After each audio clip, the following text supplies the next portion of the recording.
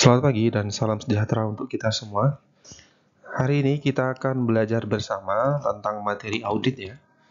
Jadi pada tema kali ini kita akan belajar bersama dan membahas mengenai bagaimana sistem penerimaan penugasan dan perencanaan audit.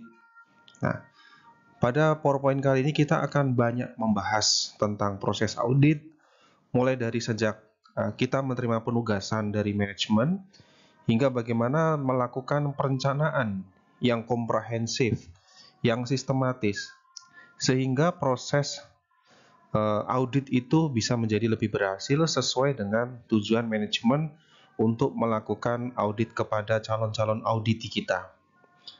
Semoga pembelajaran kita kali ini dapat memberikan manfaat untuk kita semua, serta dapat memberikan pemahaman baru, sehingga ketika nanti saudara akan menjadi seorang auditor, sudah bisa mempunyai gambaran bagaimana dan caranya untuk menjadi seorang auditor yang baik. Baik, kita mulai saja untuk pembelajaran kita kali ini ya. Nah, seperti kita ketahui bersama ya, bagaimana audit itu menjadi komponen yang penting bagi manajemen. Nah, begitu pentingnya audit untuk manajemen sehingga diperlukan perencanaan yang matang. Nah, perencanaan yang matang ini merupakan kunci keberhasilan seorang auditor menjalankan tugasnya. Nah, seperti halnya seorang detektif dalam menyelidiki sebuah kasus. Kalau perencanaannya tidak matang dan perencanaan tersebut diketahui oleh objek yang akan kita audit, ya nanti akan menjadi tidak berguna sama sekali. Nah, pentingnya kita membuat perencanaan atau step-step yang nantinya akan kita jalankan ini adalah menunjang bagaimana tingkat keberhasilan proses audit yang akan kita jalankan. Nah, tentunya sebelum saudara melakukan sebuah perencanaan audit, kita juga harus bisa mengetahui bagaimana tahapan atau proses audit ini berjalan. Nah, untuk kita bisa memahami tahapan audit, nanti kita akan ulas lebih lanjut bagaimana caranya kita membuat tahapan-tahapan audit tersebut. Nah, pada di proses awal, ya, ketika kita menjadi seorang auditor, ada namanya proses handover atau proses penerimaan tugas, ya. Saudara mendapatkan tugas dari pimpinan untuk melakukan proses pengauditan atau pemeriksaan kepada sebuah entitas atau kepada sebuah divisi kalau saudara adalah seorang internal auditor. Nah, pada saat menerima penugasan tersebut, kita juga harus mempertimbangkan kompetensi dan capability kita. Misalkan kita akan mengaudit sebuah perusahaan pertambangan atau perusahaan yang bergerak di bidang pengeboran sumber daya alam. Nah, kita harusnya sadar diri dulu. Apakah kita mempunyai kecukupan informasi atau pengalaman di bidang penugasan yang akan kita tangani? Ya, jangan kita hanya menerima dan menjalankan saja, tapi kita tidak mempunyai pengetahuan terhadap objek yang akan kita audit. Nah, jadi selain kita sadar diri, kita juga harus bisa mempersiapkan di awal. Nah, supaya kita tuh bisa menjadi auditor yang all round atau yang apa aja bisa. Ya, tentunya ya sebelum kita mendapatkan tugas tersebut harus rajin mengupgrade tentang sumber daya, kemudian macam-macam objek bisnis, kemudian mengupdate industri-industri yang ada. Nah, dengan kita memperkaya informasi, nantinya apapun penugasan yang diberikan kita akan menjadi lebih bisa kita terima. Nah, itu adalah pertimbangan yang dimulai dari diri kita sendiri. Nah, langkah selanjutnya kita juga harus memahami risiko terhadap penugasan tersebut. Sebenarnya apa yang dimaksud dengan risiko? Nah, risiko di sini yang dimaksud adalah risiko terkait pekerjaan. Karena risiko terkait hal yang lain itu juga bisa menjadi hal yang harus kita waspadai. Kita harus tahu dulu, ya, misalkan kita mendapatkan penugasan audit. kita akan bekerja atau melakukan pemeriksaan di daerah mana. Kemudian siapa yang akan kita audit. Kemudian apa yang harus kita bawa. Loh Pak, kok persiapannya seperti kita ke medan perang? Ya tentu. Karena audit ini adalah memeriksa hal, masalah yang tidak diinginkan oleh manajemen, tetapi perlakuan buruk dan perlakuan hal negatif itu adalah menjadi hal yang diinginkan oleh, bahasanya adalah tersangka. Ibaratnya begini, ketika seseorang mencuri, yang dirugikan siapa? Yang dicuri. Lalu yang disenangkan siapa? Yang mencuri. Diinginkan nggak mencuri itu? Tidak bagi yang kecurian, tetapi diinginkan bagi yang mencuri. Nah, kita sebagai penegak atau sebagai seorang investigator, ya tentunya tidak ingin hal tersebut terjadi. Makanya kita juga harus memahami risiko apa yang nantinya akan berdampak pada diri kita. Nah, tentunya juga harus mengetahui risiko tersebut ya. Kemudian yang selanjutnya sebelum menerima kita juga harus melihat persyaratan penugasan tersebut. Kita juga harus punya term and condition. Tidak bisa sembarangan menerima, oke, saya terima tugasnya. Harus jelas. Apa yang jelas? Kompensasi dong. Kompensasi yang kita terima itu apakah setara dengan risiko yang nantinya akan kita terima? Kalau tidak sebanding, ya jangan diterima. Nah, jadi apapun pekerjaan yang saudara terima, itu juga setelah kita melihat risikonya dan ternyata kompensasi atau bayarannya nggak sesuai, ya lebih baik jangan diterima. Kemudian selanjutnya adalah memahami ruang lingkup penugasan. Nah, setelah kita mengetahui di awal apa saja yang akan diinstruksikan kepada kita, selanjutnya adalah kita memahami tujuan yang ditetapkan oleh klien kita. Klien kita menetapkan bahwa untuk mengungkapkan kasus fraud atau kecurangan yang terjadi di divisinya, atau hanya untuk mengontrol sistem operasional prosedur saja. Nah, jadi kita bergerak dan bekerja sesuai dengan apa yang diinstruksikan oleh klien. Nah, hal tersebut yang akan menjadi dasar kita. Kemudian tentukan jadwalnya. Supaya apa? Supaya tidak terjadi tabrakan antar pekerjaan yang lain. Dan selanjutnya adalah menyiapkan dokumen-dokumen yang diperlukan sebagai dokumen pendukung atau sebagai alat bukti ketika kita melakukan investigasi. Nah, misalkan kita akan mengungkapkan suatu fakta, kita juga harus bisa memegang dulu. Dasar kita bekerja adalah berita acara. Berita acara tersebut berisi misalkan ada tuduhan yang mengarah kepada sebuah divisi bahwa terjadi sebuah kecurangan atau pencurian, sehingga kita dari dasar tersebut akan menjadi alat untuk kita memeriksa apakah di divisi tersebut memang terjadi pencurian atau kecurangan atau tidak. Nah, setelah kita mendapatkan penugasan tadi, kita mulai membentuk tim yang kompeten dan capable untuk pekerjaan tersebut. Nah, kalau kalian sering nonton film action, ya sebenarnya pekerjaan audit ini ya mirip-mirip seperti itulah.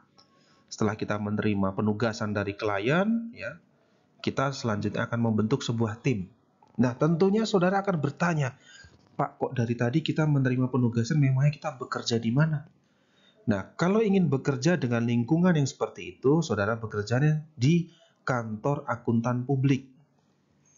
Ya, itu firma atau perusahaan yang bergerak, yang menerima pekerjaan untuk mengaudit ke beberapa perusahaan-perusahaan. Nah, silakan browsing saja di mana letak kantor akuntan publik ya. Nanti kalian akan mendapatkan informasi dan itulah pekerjaan yang nantinya akan kalian jalankan. Jadi itu semacam agent ya. Nah, saudara akan diminta oleh klien membentuk sebuah tim lalu akan bergerak ke perusahaan untuk melakukan investigasi. Nah, tim yang kalian buat itu seharusnya tim yang kompeten dalam area tersebut. Misal kita akan bergerak ke wilayah Indonesia Tengah, wilayah Indonesia Timur. Sesuaikan dari kemampuan fisik dan mental yang sesuai dengan daerah investigasi tersebut. Ya, supaya mendukung pekerjaan itu berjalan dengan baik. Juga harus mempunyai pengalaman. Tim yang saudara buat harus bisa berisi seseorang yang memang pengalaman untuk mengatasi hal-hal yang uh, di luar rencana. Nah, dan tentunya juga mempunyai SDM. Nah, maka dari itu, kalau kalian bekerja besok di kantor akuntan publik, ya pastikan kantor akuntan publik itu memang yang ternama dan memang sudah ada track record baiknya. Kalau masih yang baru-baru, ya saudara boleh-boleh saja bergabung ke sana, cuman harus dilihat historical pekerjaan dia seperti apa. Background yang punya atau seorang pimpinannya itu adalah dia sudah berpengalaman di mana saja. Nah, juga itu akan menentukan sumber daya yang akan kalian terima. Artinya, klien-klien yang akan kalian terima itu juga sesuai dengan risiko yang akan saudara terima dan tentunya akan berbanding lurus dengan kompensasi yang akan saudara terima. Kemudian selanjutnya adalah kita menetapkan persyaratan penugasan. Nah, setelah dilakukan pembahasan, pengenalan, selanjutnya kita membuat dealing atau persetujuan bersama untuk membentuk sebuah dokumen kerjasama atau dokumen persetujuan kita menerima pekerjaan tersebut. Ya, dan ini berisi dalam isi perjanjian adendum yang berisi tanggung jawab, hak dan kewajiban kita sebagai auditor dan berisi tentang tanggung jawab kita yang akan kita berikan kepada klien berupa laporan apa saja yang nanti akan kita laporkan. Dan tentunya kita juga akan meminta full akses untuk mengakses segala macam informasi yang ada di perusahaan tersebut yang terkait dengan kasus yang akan kita ungkapkan. Kemudian yang selanjutnya di sini adalah bentuk segitiga perencanaan audit dan tujuan ya. Yang pertama ya yang harus kita lakukan adalah base-nya yang paling dasar yang harus paling kuat itu ada di nomor 3. Yaitu adalah metodologi audit ya atau cara audit yang tepat. Nah, berbeda perusahaan, berbeda wilayah, berbeda klien, maka berbeda pula metodologi yang harus kita gunakan. Ibarat Anda menghadapi seseorang teman yang berbeda suku, daerah, apalagi budaya, tentunya juga saudara membutuhkan cara komunikasi yang berbeda. Ya kan? Nah, untuk itulah hal ini diterapkan yang sama untuk menghadapi klien-klien yang berbeda-beda daerah tadi. Nah, makanya ini dibutuhkan metodologi yang berbeda. Nah, metodologi ini nanti sifatnya bukan dipelajari di perkuliahan, tapi nanti ini sifatnya tidak permanen, tetapi merupakan bahasanya ini loh ya, wejangan dari pimpinan. Misalkan begini, saudara akan mengaudit ke daerah agak bahasanya agak pelosok ya, yang kurang tersentuh budaya. Nah, kalau ke sana ya tentunya cara pengauditan dan cara wawancaranya pun berbeda dengan seseorang yang sudah paham dengan budaya. Tentunya sopan santun, kemudian tidak menggunakan bahasa yang terlalu tinggi. Cara bicaranya pun juga tidak meledak-ledak. Nah, ini kan cara hal-hal yang tidak dipelajari di bangku kuliah. Nah, ini sifatnya ya eh, menyesuaikan dengan kondisi lapangan.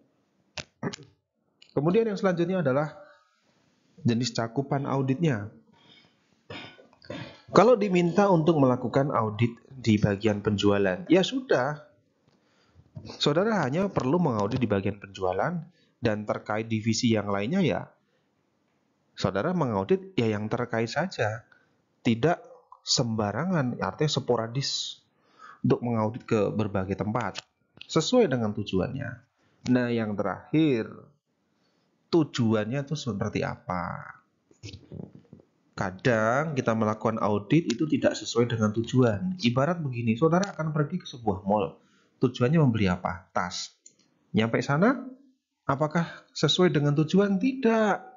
Karena ada promo sepatu, ada promo yang lain, sehingga menjadi tidak sesuai dengan tujuan. Nah, hal inilah yang tidak bisa diterapkan dalam proses audit. Nah, jadi keteguhan dalam proses audit ini juga harus dimulai dari sejak awal. Kemudian yang selanjutnya adalah memahami entitas dan lingkungannya. Nah, tentunya ketika akan mendatangi sebuah daerah, mendatangi sebuah perusahaan, minimal 3 poin tersebut yang tertampil di layar saudara itu harus saudara ketahui. Kita lihat struktur organisasinya seperti apa. Lihat siapa yang jadi pimpinannya. Lihat garis kepemimpinan itu mengarah ke siapa saja. Siapa yang menjadi penanggung jawab. Nah, itulah yang akan menjadi patokan kita. Ketahui sistem kepemimpinan yang ada di sana. Kemudian lingkungan bisnisnya, dia bergerak di bidang apa? Misalkan di bidang pengalengan makanan. Ya, saudara pelajari proses bisnis hulu dan hulu hilirnya proses pengalengan makanan dari sejak makanan tersebut datang hingga sampai ke supplier itu seperti apa. Dan konsep pengalengan, kemudian tingkat penerapan kesehatan yang dia terapkan itu apakah sudah sesuai atau belum. Nah, dari situ saudara akan mengetahui bentuk lingkungan bisnisnya. Kemudian evaluasi lagi, karena begini, di dalam setiap perusahaan itu kan ada yang namanya sistem pengendalian internal. Artinya sistem cek yang ada di perusahaan. Pastikan apakah pengendali internal yang terjadi di perusahaan tersebut sudah sesuai dengan regulasi pemerintah. Nah, contoh begini, dalam kasus skincare yang sudah ada di sekitar kita kemarin kan banyak yang katanya sudah menggunakan BPOM tapi ternyata tidak sesuai dengan regulasi pemerintah. Dan skincare tersebut masih mengandung zat berbahaya yang merugikan kulit. Nah, sehingga apa? Sehingga yang dirugikan siapa? Konsumennya. Padahal sudah ada pengendalian internalnya belum? Sudah. Nah, di sini kita sebagai seorang auditor memeriksa karena terkadang perusahaan itu sudah merasa benar. Karena untuk mengejar keuntungan mengabaikan hal-hal yang harus diterapkan, tapi ternyata apa? Tidak. Nah, hal inilah yang akan kita tegakkan sebagai seorang auditor. Kemudian yang terakhir yaitu kita akan menilai risiko dan materialitasnya. Risiko tadi kita sudah bahas. Kemudian materialitasnya itu apa? Nah, dari materialitas itu kita akan melihat apakah dari hasil audit kita itu nantinya akan mempengaruhi dari si pengambil keputusan. Apa maksudnya? Pengambil keputusan itu siapa? Yaitu adalah manajemen.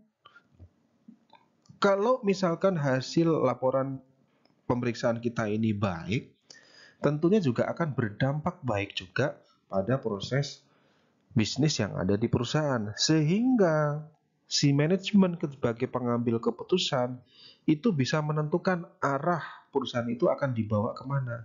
Ibaratnya kalau perusahaan tersebut digerogoti oleh seseorang yang melakukan kecurangan, seperti halnya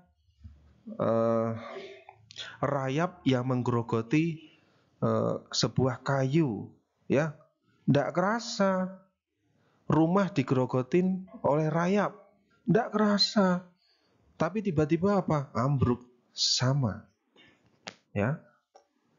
Sebagai seorang manajemen harus tahu mana rayap yang harus segera dihilangkan. Maka dari itu, fungsi materialitas ini juga penting bagi seorang manajemen. Nah, ini yang terakhir sebelum kita tutup ya. Nah, di awal kita ringkas. Nah, proses berhasil dan tidaknya proses audit ini dalam menyusun strategi itu ditentukan dari awal, yaitu strategi yang kita terapkan. Ketika kita akan memberantas rayap tadi yang saya maksud sebelumnya, kita harus mempunyai strategi dan tujuannya harus jelas. Misalkan kita akan memberantas di divisi A, ya berantaslah di divisi A menggunakan cara yang sesuai. Kalau divisi A ada keterkaitan dengan tempat lain, ya maka juga harus mengarahnya itu sesuai dengan tujuan yang di awal. Dan buatlah program audit yang detail, rencana yang detail, langkah-langkah apa yang harus saudara susun itu harus sesuai dengan SDM yang kalian miliki.